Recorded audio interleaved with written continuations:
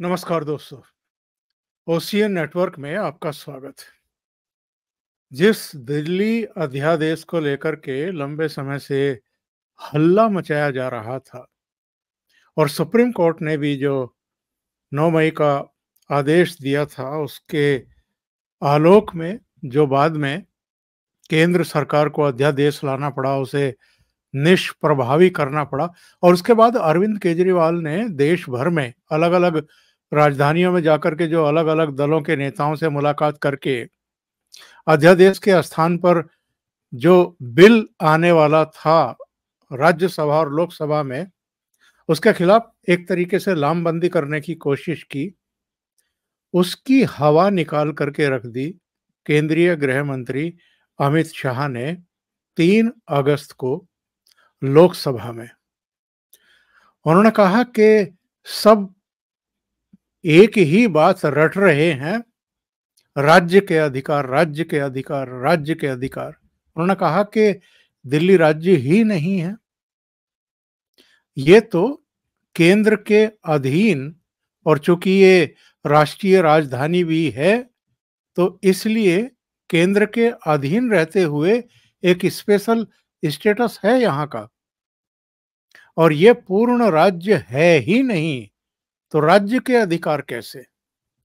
और भी तमाम जितने भी सवाल उठे थे उनके जवाब अमित शाह ने दिए हैं। और क्या हुआ, शाम होते होते लोकसभा ने अध्यादेश के स्थान पर जो बिल लाया गया है उस पर सहमति की मोहर लगा दी, यानी लोकसभा से वो पारित हो गया। अब आज इसे राज्यसभा में पेश किया जाएगा 12 बजे के आसपास, और ये ताल ठोक रहे हैं कि राज्यसभा में तो कड़ा मुकाबला होगा, लोकसभा में तो चलिए इनका बहुमत था। लेकिन जगन मोहन रेड्डी हो या नवीन पटनायक हो, उन सब ने एश्योर किया है गवर्नमेंट को कि किसी तरह की कोई बाधा इस बिल के पास होने में नहीं आएगी। लेकिन राज्यसभा में ये हो हल्ला तो करेंगे, उसे रोकने की चेष्टा भी करेंगे। कुछ ऐसा भी कर सकते हैं जो अप्रत्याशित हो ताकि इसे रोका जा सके। लेकिन अल्टीमेटली जिसके पास बहुमत है वो अध्यादेश बिल को पारित करा ले जाएगी, और उसके बाद राष्ट्रपति की मोहर उस पर लगेगी तो वो कानून बन जाएगा। लेकिन मैं आज के प्रोग्राम में आपको ये बताना चाहता हूं कि ये जो अरविंद केजरीवाल दिल्ली के मुख्यमंत्री सर जी अलग अलग अवसरों पर प्रधानमंत्री नरेंद्र मोदी पर अटैक करते हैं और उनके बारे में बहुत ही निचले स्तर के शब्दों का प्रयोग करते हैं, उन सबका एक साथ इकट्ठे लोकसभा में 3 अगस्त को चर्चा के दौरान दिल्ली के जो भारतीय जनता पार्टी के एमपी हैं, उनमें रमेश विधूड़ी खासतौर से बहुत ही वोकल थे, दूसरे मनोज तिवारी और तीसरे प्रवेश वर्मा। इन तीनों ने ही अरविंद केजरीवाल की एक तरीके से क्लास लगा करके रख दी और उनको निवस्त्र करने में कोई कसर बाकी नहीं छोड़ी। और रमेश विधूड़ी ने तो उन्हें कायर भी कहा, उन्हें डरपोक कहा, उन्हें दुर्योधन कहा, उन्हें कई अन्य उपाधियों से विभूषित किया। आइए सुनते हैं बीजेपी के इन 3 सांसदों ने किस तरीके से अरविंद केजरीवाल ने जितनी गालियां दी हुई हैं प्रधानमंत्री नरेंद्र मोदी को, उनको किस तरीके से ब्याज सहित चुकता किया।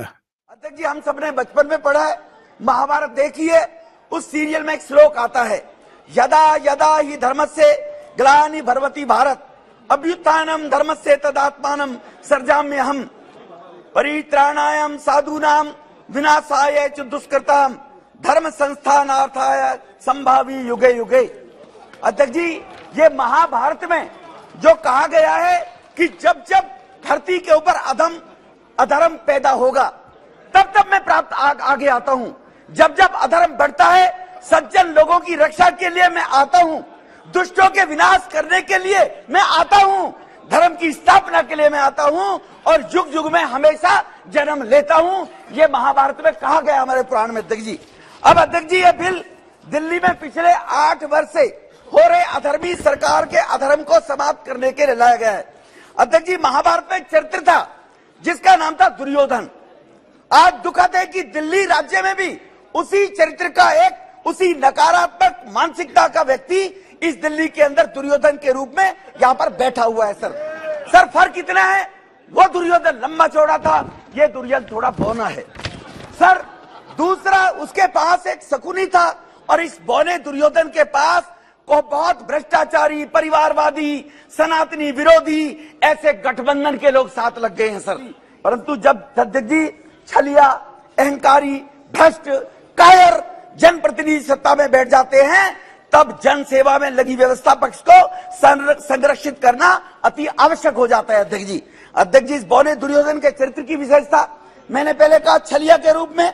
अध्यक्ष जी मैं इनकी राजनीति की यात्रा के बारे में बताता हूं, सदन को अपने आप इनका सब पता चल जाएगा सर। अध्यक्ष जी जो मान्य सदस्य बैठे हैं, पहला चरित्र था विश्वासघात।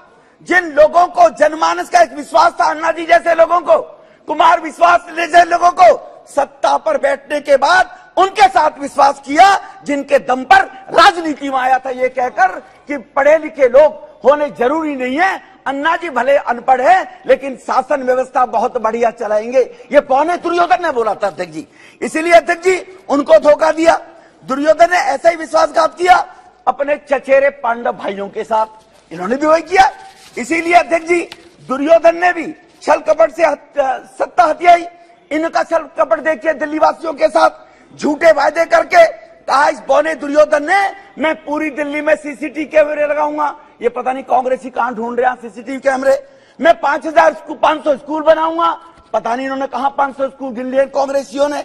500 स्कूल के साथ 20 कॉलेज बनाऊंगा, फ्री वाईफाई दिल्ली को दूंगा, दिल्ली को लंदन पेरिस बनाऊंगा, पेरिस बनाने के बाद हर घर में नल से जल दूंगा। इस छलिए ने छल कपट करके जन लोकपाल भ्रष्टाचार के खिलाफ लेकर आऊंगा, 2 लाख पब्लिक टॉयलेट बनाऊंगा, 30,000 बेड के नए अस्पताल बनाऊंगा। ये बताइए दिल्ली में कोई गिनवाकर, आप दिल्ली देश की राजधानी में माने सांसद के रूप में सदस्य बैठे हुए, गिनवाकर बताएं और वो रिपोर्ट रखें कि उस छलिए ने जो कहा था वो कितना दिल्ली का विकास हुआ है। अहंकार अध्यक्ष जी, अहंकार में कृष्ण भगवान ने भी कहा था, बार बार दुर्योधन को कहा पांडवों को 5 ग्राम दे दो, एक सुई की नोक की बराबर भी नहीं दूंगा, ये दुर्योधन ने बोला था। ये जनप्रतिनिधि की सेवा भाव से काम करना चाहिए था, लेकिन बौना दुर्योधन क्या कहता है, मैं दिल्ली का मालिक हूं, ना खाता ना बही, जो ये कहे वो सही। कहता मैं दिल्ली का मालिक हूं, इलीगल काम करने के लिए, अनैतिक असंवैधानिक काम करने के लिए गुंडागर्दी दादागिरी का परिचायक बन गया। मैं उदाहरण देना चाहता हूं अध्यक्ष जी। अध्यक्ष जी एक एक करके दिल्ली में 1000 नई बसें लानी थी अध्यक्ष जी, 1000 बस लानी थी, उसका दिल्ली में कैबिनेट ने अप्रूवल दे दिया। एक प्राइवेट निजी कंपनी को 2500 करोड़ का घोटाला, बस की कीमत होगी 1 करोड़ और बस पर मेंटेनेंस में पैसा दिया जाएगा कंपनी को 3 करोड़। जब जो कमिश्नर ट्रांसपोर्ट थी उसने कहा इसके लिए डीपीआर बनाइए, टेंडर होगा, ऐसे टेंडर दिए जाते हैं क्या? उस कमिश्नर ने अगर मना कर दिया, हम कह रहे हैं आप दे दो, तो जाकर अध्यक्ष जी बुराड़ी में कमिश्नर ऑफिस में इंस्पेक्शन के बहाने से 200 आम आदमी पार्टी के गुंडे ले जाकर उस महिला अधिकारी के साथ दुर्व्यवहार किया गया, उस पर दबाव बनाया गया कि तुम जाने के बाद ये टेंडर पास कर दो। ये 2500 का घोटाला वो करना चाहता था अध्यक्ष जी। अध्यक्ष जी दूसरा इनका चीफ सेक्रेटरी को बुलकर, अभी अधीर दादा कह रहे थे, बिल्कुल ठीक कहा, अधिकारियों के खिलाफ व्यवस्था चलाने के लोकतांत्रिक पद्धतियां होनी चाहिए, बिल्कुल ठीक कहा। लेकिन चीफ सेक्रेटरी को कहा जो हम कहें वो करो, वरना विधायकों को बुलाकर इस देश में एक एग्जाम्पल बता दो अध्यक्ष जी 38 राज्यों में कि चीफ सेक्रेटरी को अपने दफ्तर में बुलाकर विधायकों से सार्वजनिक रूप से पिटवाया जाए, उसके साथ बदतमीजी की गई, गुंडागर्दी की गई। मैं नाम नहीं लेना चाहता अध्यक्ष जी ऐसे अधिकारियों का। इसी परेशानी से होकर दिल्ली के 8 अफसरों ने एलजी साहब को चिट्ठी लिखी। अगर आप कहो तो मैं टेबल कर दूंगा या अफसरों के नाम भी ले सकता हूं, लेकिन कहते हैं अध्यक्ष जी सदन में नाम नहीं लेने चाहिए, सदस्य के तो सदस्य नहीं है। अधिकारी, 2 अधिकारियों ने तो जो सूरवीर और बदूबर बना है उनका तो नाम लेना चाहता हूं। उनके परिवार पंजाब में रहते हैं, उनको वहां टॉर्चर करने का काम किया जा रहा है, उन अधिकारियों के परिवारों को। इस प्रकार की अहंकारिता, भ्रष्टाचार में इस भौने दुर्योधन ने जनता के सामने तो कहा था भ्रष्टाचार खत्म कर दूंगा, राम राज्य लेकर आऊंगा। ये दलदल है, सोनिया चोर है, लालू चोर है, डीके शिवकुमार चोर है, शरद पवार चोर है, नीतीश मुलायम सिंह चोर है, सबको चोर भ्रष्टाचारी बताया था। इसी ने बताया सर, हमने नहीं बताया, इसी ने बताया था, हमने नहीं बताया। ये सब चोर बैठे हैं सर, एक पर केजरीवाल, और बाद में इन्हीं की झूले में झूलने लगा के। इससे बड़ा छलिया क्या होगा, इन्हें जेल भेजूंगा। शीला दीक्षित के खिलाफ मेरे पास 300 पन्नों का सबूत है। मैं तो एज पर केजरीवाल बोल रहा है जी, मैं नहीं कह रहा। केजरीवाल के बयान भेजूंगा कल आपको सबको। उसके बाद इन्हीं की शीला को जेल भेज दूंगा और ये दुर्योधन जाकर उन्हीं की गोद में झूल रहा है। सवार स्कूल रूम बनाने का, कंस्ट्रक्शन का, कमरों का घोटाला, जल बोर्ड के अंदर 8 साल तक जल बोर्ड का ऑडिट नहीं हुआ सर। जल बोर्ड आज लाखों करोड़ के घाटे में चल रहा है। ये शासन दिल्ली का चल रहा है। बिजली के अंदर बिजली कंपनियों ने दावा किया कि हमारा 26,000 करोड़ रुपया चाहिए, बिजली कंपनियों की पेमेंट नहीं हो रही। टीसी का स्कैम आपके सामने है सर। पीडब्ल्यूडी के अंदर जो कहता था मुलायम सिंह यादव परिवारवादी है, लालू परिवारवादी है, अपने साडू को 10 करोड़ का ठेका विदाउट डीपीआर टेंडर के दिलवाया। साडू ने बेचारे ने शर्म के बारे आत्महत्या कर ली और उसका बेटा जेल गया सर। ये शायद देश नहीं जानता होगा इस बात को लेकर। इसीलिए सर, थैंक यू सर। इसलिए आप नेताओं के परिवार के लोगों को, लालू परिवारवाद, मुलायम सिंह परिवारवाद, सोनिया जी परिवारवाद, वो सब उसी के पिछले को बने हुए सारे के सारे लोग ही। पता नहीं क्या मजबूरी है, पर कुछ तो मजबूरियां रही होंगी, यूं ही कोई बेवफा नहीं होता। जो इनके विधायक हैं, जो इनके मिनिस्टर हैं, उन चहेतों को 437 लोगों को 2.5 लाख से 1.5 लाख रुपए, कोई ओबीसी नहीं, कोई एससी नहीं, कोई किसी प्रकार का रिजर्वेशन नहीं, 437 लोगों को सर ओबीसी रिजर्वेशन के नाम से 2000 करोड़ रुपए की बंदरबाट की, जो लेफ्टिनेंट गवर्नर साहब ने सर यहां पर प्रदर्शित नहीं कर सकता। टेबल जरूर करूंगा इनके खानदानों को, जिनको सब लोगों को 2.5 लाख से 1.5 लाख रुपए तक की नौकरी देकर इन्होंने भ्रष्टाचार कम के 2000 करोड़ रुपया बांटा जाता है। इन आम आदमी पार्टियों के विधायकों के बेटी, बेटा, बहू, मौसी, फूफी, चाची, ताई, इनको बांटा जाता है ये पैसा सर। अब आता सर कायर था, दुर्योधन कायर था सर, लड़ाई नहीं लड़ सकता था, चाले फेंकता था सुकनी के माध्यम से।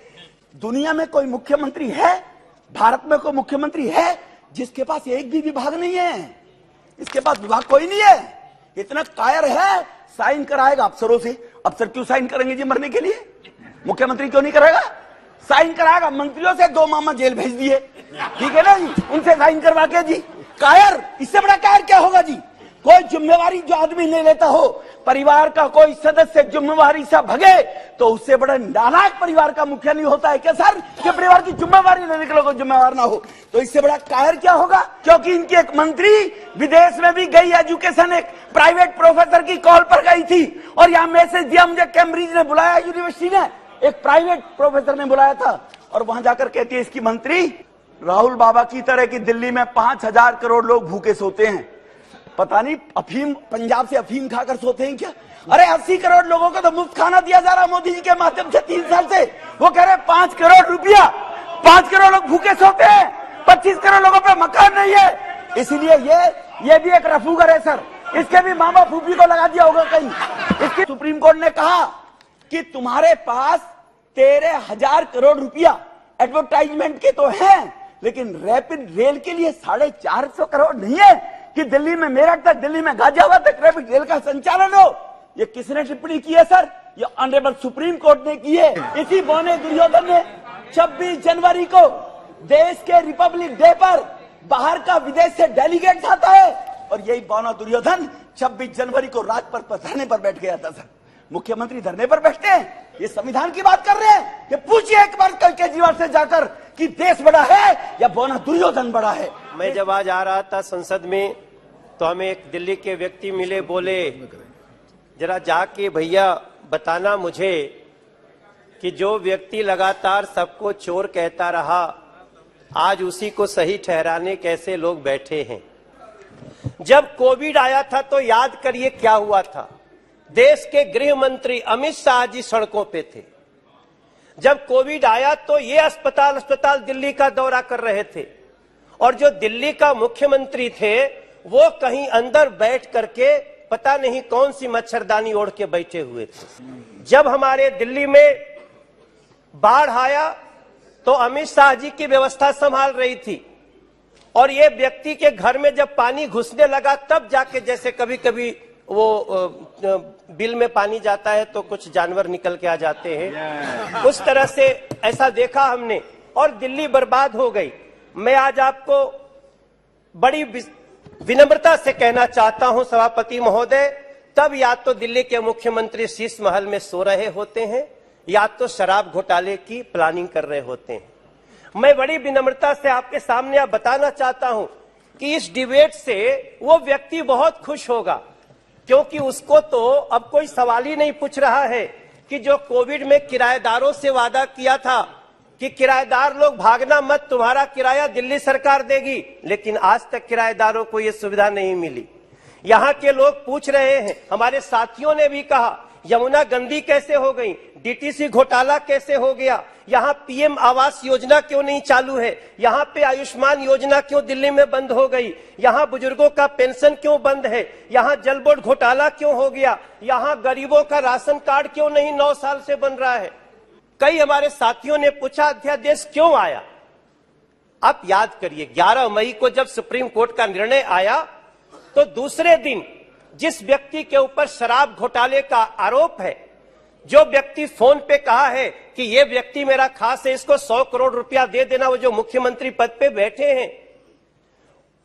आदेश आने के बाद सुप्रीम कोर्ट की अभी स्पष्टता भी नहीं हो रही है। सुप्रीम कोर्ट, जैसा हमारे कई साथियों ने बताया कि सुप्रीम कोर्ट ने स्वयं कहा कि स्पष्टता को बनाए रखने के लिए यह सदन कानून बना सकता है। उसके बाद भी बिना उस पैरा को पढ़े हुए पैरा 95 को इन्होंने तुरंत सवेरे किस अधिकारी का ट्रांसफर किया, जो विजिलेंस ऑफिसर था। मेरे विद्वान साथियों, आप भी सोचो, आप किसका समर्थन कर रहे हैं। वो जो अधिकार मांगते हैं वो क्यों मांगते हैं? वो अधिकार इसलिए मांगते हैं कि आज उनके जो उप मुख्यमंत्री हैं वो पिछले 6 साल से 6 महीने से जेल में हैं। आज जो उनके स्वास्थ्य मंत्री हैं वो पिछले 1.5 साल से जेल में हैं। आज वो जिस कोर्ट की बात करते हैं वही कोर्ट उनको जमानत नहीं देती है। 1.5 साल से जो स्वास्थ्य मंत्री सड़ रहा है वहां पर, वो कौन से आरोप में गया? वो हवाला के आरोप में गया। और जो दिल्ली का उप मुख्यमंत्री है वो शराब घोटाले में जेल में गया। और एक इनका मंत्री एक महिला की इज्जत लूटकर राशन कार्ड के नाम पर, और वो जेल गया।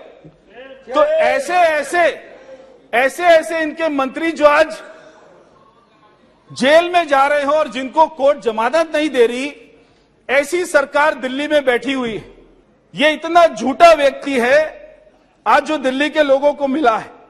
और ये सदन को जानकर बहुत ही हैरानी होगी कि दिल्ली के मुख्यमंत्री 8.5 साल से सरकार में हैं। 8.5 साल से वो 8 बार भी अब अपने सचिवालय नहीं गए। 8 बार भी वो सारे आईएएस ऑफिसर को अपने घर पर बुलाते हैं। और एक बार उन्होंने दिल्ली के जो पहले मुख्य सचिव रहे अंशु प्रकाश जी, रात को उनको अपने घर पर बुलाकर अपने विधायकों द्वारा उनकी पिटाई कराई। आज भी वो केस चल रहा है। तो क्या कोई सोच सकता है एक मुख्यमंत्री अपने मुख्य सचिव को पीटता हो? एक मुख्यमंत्री आईएएस ऑफिसर को बुला के उनकी बेइज्जती करता हो और वहां पर उनको गालियां देता हो, और फिर ये बात करते हैं कि आईएएस ऑफिसर की ट्रांसफर पोस्टिंग का अधिकार हमें मिलना चाहिए।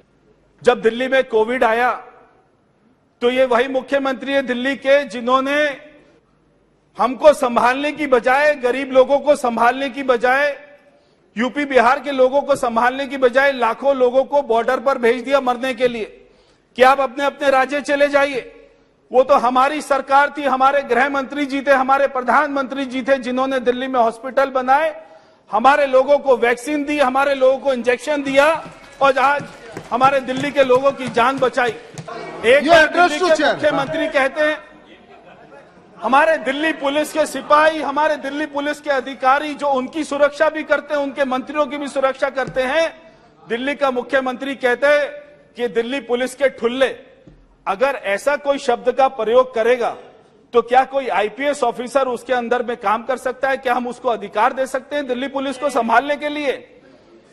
कि आज इनकी सारी सरकारी जेल में है क्योंकि घोटालों में इतना कमा लिया है कि अब तिहाड़ जेल को ही अपना पार्टी का कार्यालय बना लिया है। सारे मंत्री जेल जा रहे। यहां पर जितने गठबंधन के लोग बैठे उनसे भी कहना चाहता हूं कि ये अगर आप जो इसको अधिकार देने की बात कर रहे हैं ना, अगर इसको अधिकार मिल गया तो अभी इसने पीछे एक हमारे दिल्ली में फीडबैक यूनिट बनाया था और वो फीडबैक यूनिट में हमारे एलजीओ ऑफिस का, सभी सांसदों का, सभी बीजेपी के विधायक का, आईएएस आईपीएस ऑफिसर का इसने फोन को अपना टैप करना शुरू कर दिया था। अगर ये जो गठबंधन के लोग बैठे हैं, अगर आप उनको अधिकार दे देंगे तो आपके सारे फोन भी केजरीवाल टैप करें। अभी के लिए इतना ही। बहुत बहुत धन्यवाद। अगर आपको ये चैनल और इसके कंटेंट पसंद आ रहे हैं तो लाइक करें, कमेंट करें, वीडियो को शेयर भी करें। अभी तक अगर आपने ये चैनल सब्सक्राइब नहीं किया है तो सब्सक्राइब कर लें और साथ में लगे बेल आइकॉन को दबाना ना भूलें ताकि आगे आने वाले वीडियो और उनके नोटिफिकेशन आप तक पहुंचते रहें।